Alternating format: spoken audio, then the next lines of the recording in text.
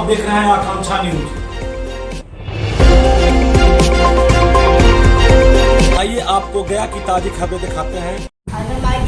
आज गया के गांधी मैदान में माननीय युवा मंत्री जो केंद्र में अपने पिता रामविलास पासवान की तरह ही एक उगता हुआ चेहरा है और मोदी ने उन्हें मंत्रिमंडल में शामिल किया है।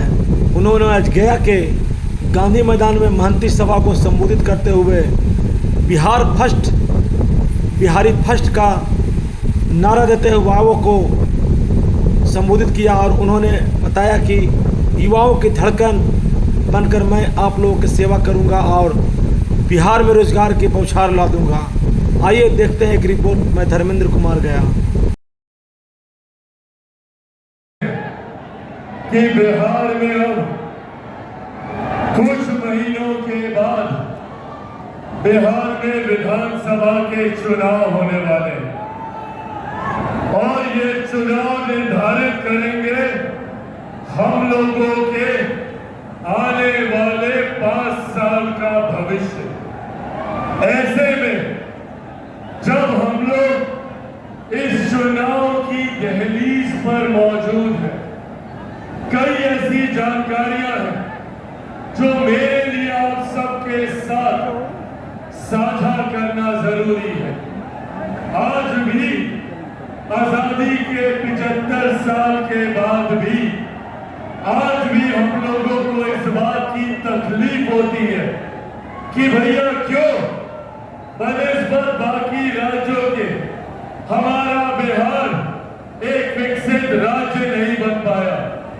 क्यों आज भी छोटी छोटी मूलभूत जरूरतें हम लोगों के लिए सबसे बड़ी समस्या बना हुआ है।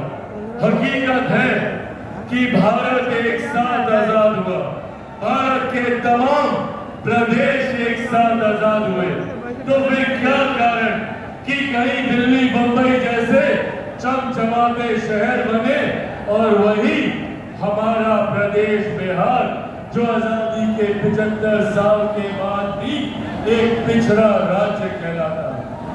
कौन लोग जिम्मेदार हैं, किनकी जवाबदेही है? ये चुनाव वो जवाबदेही तय करने का समय है।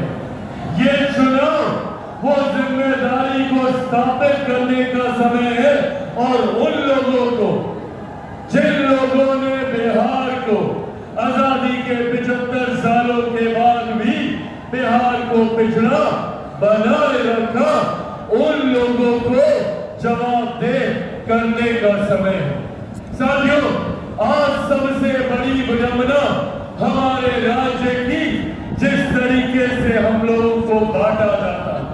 अब चले जाइए किसी भी दूसरे राज्य में, उस राज्य के लोग एकजुट होकर एकत्रित होकर अपने राज्य के विकास की बात करते हैं। पर दिक्कत ये कि हमारे राज्य में कई ऐसे राजनीतिक दल और कई ऐसे राजनेता हैं जो हमें सिर्फ जात पात धर्म मजहब में बांटने की राजनीति करते हैं। हमें बांटकर वो अपनी राजनीतिक रोटियां सेकने का काम करते हैं।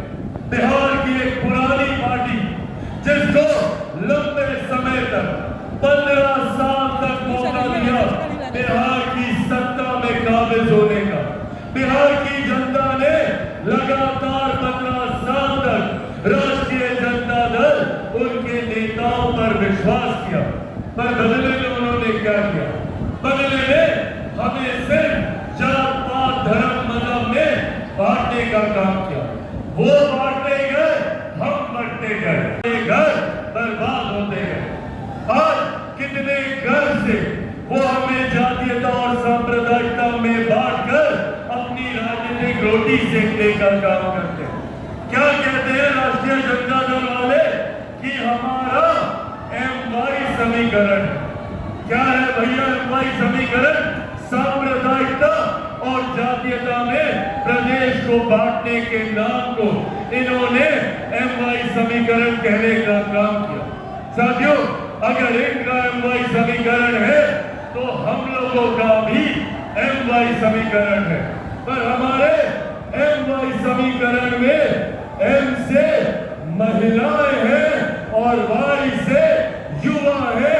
ये हमारी ताकत है। युवा जो देश की सबसे बड़ी आबादी है और महिला जो देश ही नहीं दुनिया की आधी आबादी है। साथियों, इसकी सोच के साथ बिहार फर्स्ट, बिहारी फर्स्ट आगे बढ़ने का काम कर रहा है। हम चाहते हैं कि बिहार की हर एक महिला, हर एक बच्ची, हर एक बेटी, हर एक बहन को उसका हक, अधिकार, सम्मान के साथ मिले। बिहार फर्स्ट, बिहारी फर्स्ट चाहता है कि मेरे प्रदेश के युवाओं को शिक्षा के लिए, रोजगार के लिए बिहार छोड़कर बिहार से बाहर न जाना पड़े, बल्कि आपको बेहतर शिक्षा, बेहतर रोजगार अपने ही राज्य में मिले, अपने ही जिले में मिले, अपने ही प्रखंड, अपनी ही पंचायत, अपने ही गांव में मिले। इस सोच के साथ बिहार फर्स्ट और बिहारी फर्स्ट आगे बढ़ने का काम कर रहा है। पर इन लोगों ने, पर इन विपक्षी दलों ने हम लोगों को एकजुट होता देख साम दाम दंड भेद पूरी ताकत आजमा दी कि किस तरीके से पुनः हम लोगों को बांटा जाए। बात बात पर हम लोगों को डराने का काम किया, बात बात पर हम लोगों के बीच डर और भय का माहौल उत्पन्न कर हम लोगों से वोट लेने का प्रयास ये राजनीतिक दल करते रहे।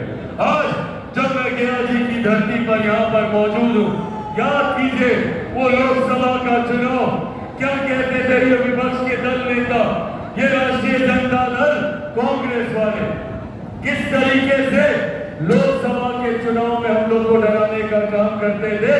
कहते थे कि भैया अगर केंद्र में तीसरी बार एनडीए की सरकार आ जाएगी तो आरक्षण समाप्त कर दिया जाएगा, लोकतंत्र की हत्या कर दी जाएगी, संविधान समाप्त कर दिया जाएगा।